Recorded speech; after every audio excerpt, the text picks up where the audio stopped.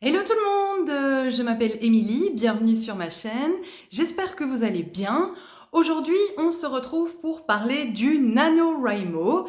Si vous savez déjà ce que c'est, bon bah voilà, j'ai pas besoin de vous l'expliquer. Si vous ne savez pas, ne vous inquiétez pas, ça arrive tout de suite. Mais donc voilà, le Nano 2019 arrive à grands pas, hein, il nous reste quelques semaines.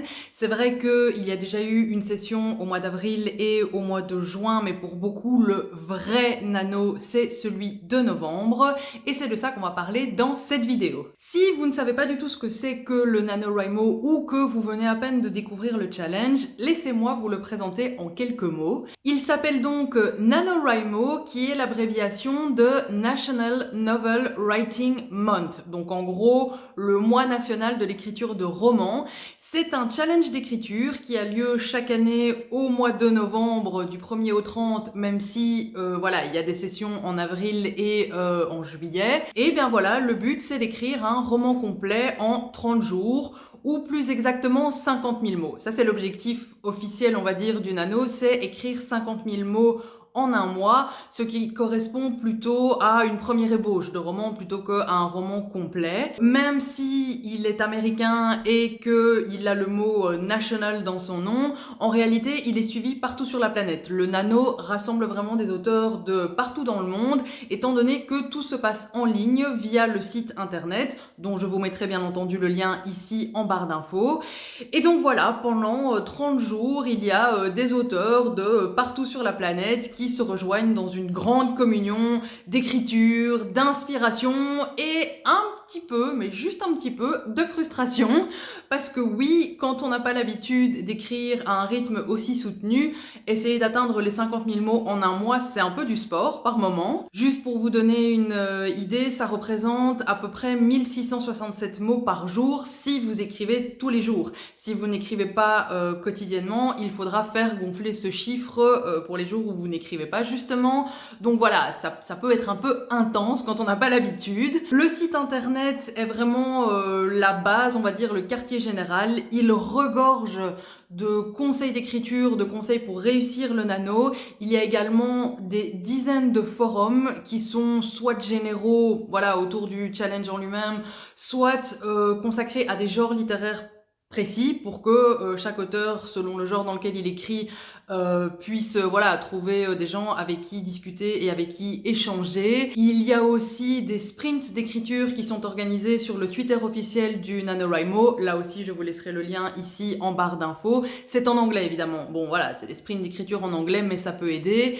Il y a des sessions d'écriture en commun, que ce soit virtuellement ou in real life, comme on dit, dans la vraie vie, si jamais vous connaissez d'autres auteurs qui participent au Nano et qui habitent pas très loin de chez vous. Enfin, voilà, il y a plein de choses à découvrir. Il n'y a rien en soi à gagner quand on participe à ce challenge, à part la satisfaction d'avoir créé un nouveau roman et quand même un badge NaNoWriMo winner hein, que vous pouvez afficher sur vos réseaux sociaux pour vous la péter un peu en disant ça y est, moi j'ai réussi le Nano. Hein. Bon voilà, chacun ses petits plaisirs.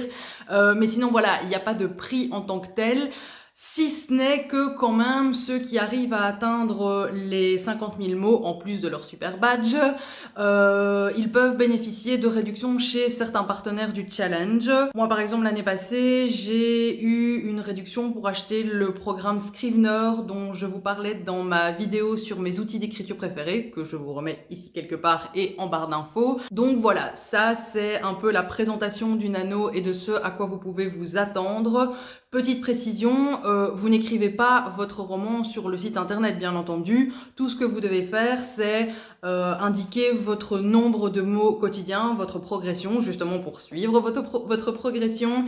Et tout à la fin du mois, ou quand vous atteignez les 50 000 mots, si vous les atteignez avant la fin du mois, là, vous devez effectivement copier-coller votre texte dans un calculateur du nombre de mots pour vérifier que vous avez bien atteint les 50 000. Mais voilà, c'est le seul moment où votre texte texte se retrouvera sur le site et il est effacé directement, hein, donc on risque pas de vous piquer vos idées ou quoi que ce soit. Ne vous inquiétez pas, hein, vous écrivez sur votre ordinateur, vous renseignez le nombre de mots écrits à chaque session et vous faites juste passer votre texte dans la machine à mouliner comme ça et à calculer le nombre de mots à la fin. Je tiens quand même à souligner quelque chose, c'est que le but du NaNoWriMo n'est pas absolument d'écrire 50 000 mots en un mois. C'est pas ça l'idée, c'est plutôt de favoriser la créativité en fait, c'est de libérer son écriture et d'écrire un maximum sans autocritique, sans auto-jugement et donc sans correction. C'est-à-dire que le but, c'est vraiment écrire un maximum, encore et encore et encore,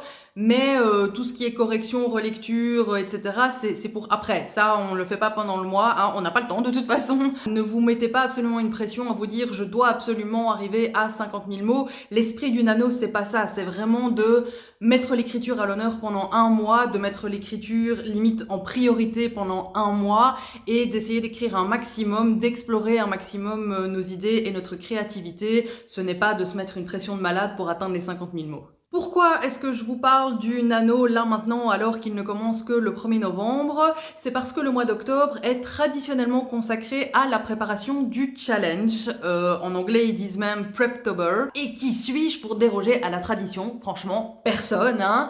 Donc dans les prochaines semaines sur cette chaîne, je vais vous proposer différentes vidéos qui vous aideront à préparer votre nano, surtout si c'est la première fois que vous participez au challenge. Le nano, c'est un marathon, c'est pas un sprint et on ne se lance pas dans un marathon sans un minimum de préparation. C'est donc de ça qu'on parlera jusqu'à la fin du mois d'octobre sur cette chaîne. Je vais voir avec vous comment préparer votre roman, comment vous préparez vous et votre environnement. Je vous donnerai également quelques conseils de dernière minute qui sont tirés des leçons que j'ai retenues moi de ma participation l'année passée. C'était mon premier nano. Et j'ai appris des choses à la dure.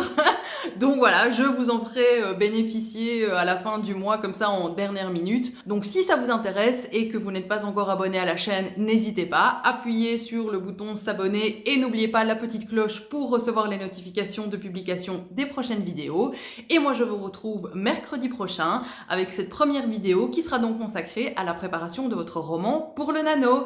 En attendant, écrivez bien et je vous dis à mercredi. Salut!